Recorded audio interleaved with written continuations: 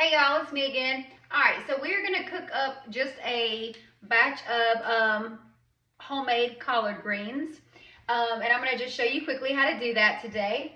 So we're gonna first start off by, I've got my pot or my pan getting nice and hot. I'm gonna turn it down because it's been heating for a few minutes. We're going to start by browning some cured salt pork. This is the kind that I'm using. You can use ham, bacon, whatever you have in your refrigerator to use. So I'm going to use about this much, okay?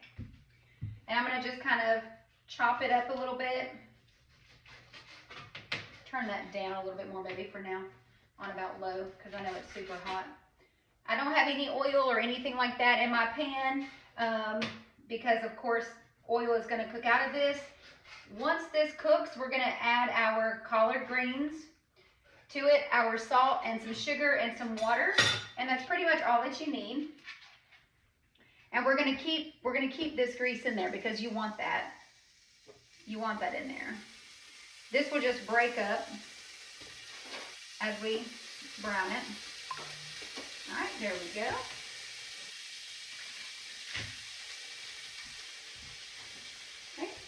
I'm going to just use my wooden spoon right here to just kind of get it going. You can hear that nice sizzle.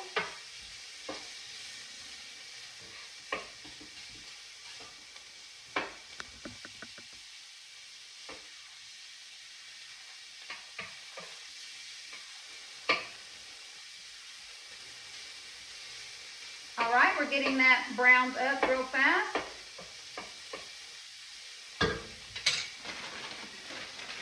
You want to babysit it, but you don't want to it needs to do its thing. All right. I'm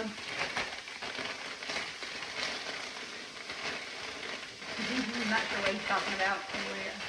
Sorry, my son is messaging me, and I'm not sure what he's asking me about.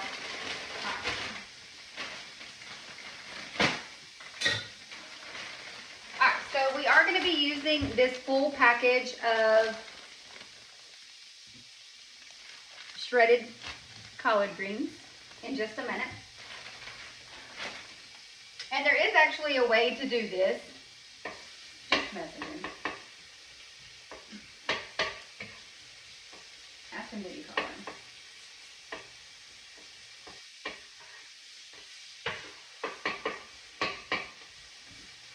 All right, that should be about pretty good.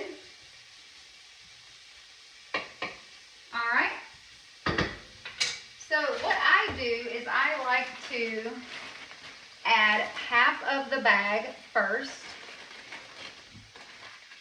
Matter of fact, I'm going to turn it back up to high. Let me turn it back up to high for just a second.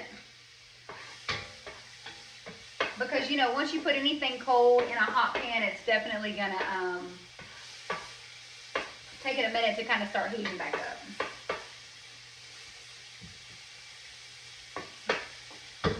Perfect. We're going to go ahead and add half of this bag. Now this is a really large pan that I'm using, okay? It's not your typical pan. So I'm going to do about half of the bag. I'm going to just put that right back over there. Kind of mix it in for just a second. Can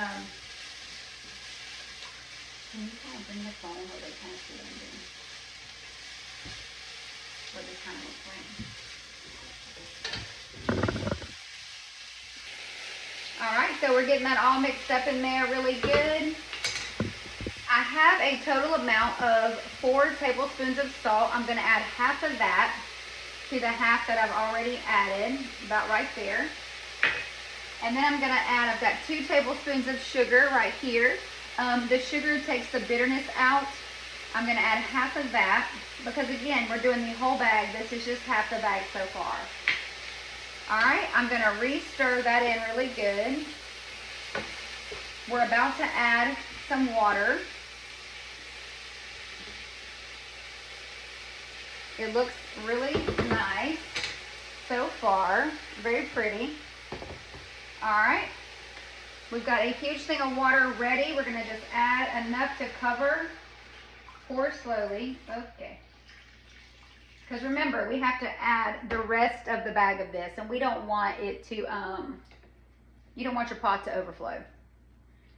First time I've used this pot, normally I have another smaller in width but very deep pot, but I have this one and I think I'd prefer to use it. Everything seems to fit better because it's just so big. All right, we're gonna add the whole rest of that bag.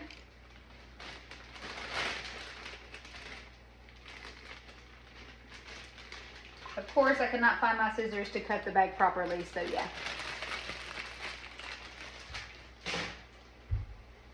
All right, and you probably guessed it. I'm gonna just kind of get this going again.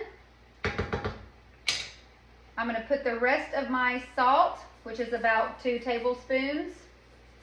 Everybody's salt level is different, but this is probably gonna be about perfect. I'm probably not gonna have to add any more salt or sugar. But again, you could always, you know, taste yours during the cooking time and just add as you need to add. Remember, you can never take away those, so if you don't like, I guess, a decent salt level, just do half of what I did and then kind of go from there. All right, so now we're going to just go ahead and add the rest of our water. You can move us back again. Now these things have to cook for several hours, honestly. So you want to make sure that you add plenty of water. Of course, you can always add, you know, as you go, but all right, we've got it going right there. It looks nice. It smells good. We're going to get a lid and put it on here.